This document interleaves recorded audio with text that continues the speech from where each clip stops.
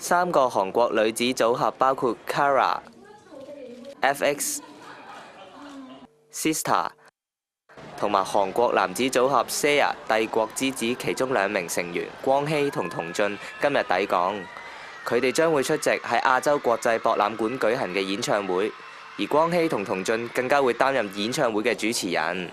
喺幾個組合到達機場之前，已經有大批 fans 帶住氣球、橫額同埋紙牌等候，現場仲有多名保安同埋警員維持秩序。幾個韓國組合冇用到抵港大堂，反而由第2個通道行出機場。fans 隨即走向佢哋出現嘅地點。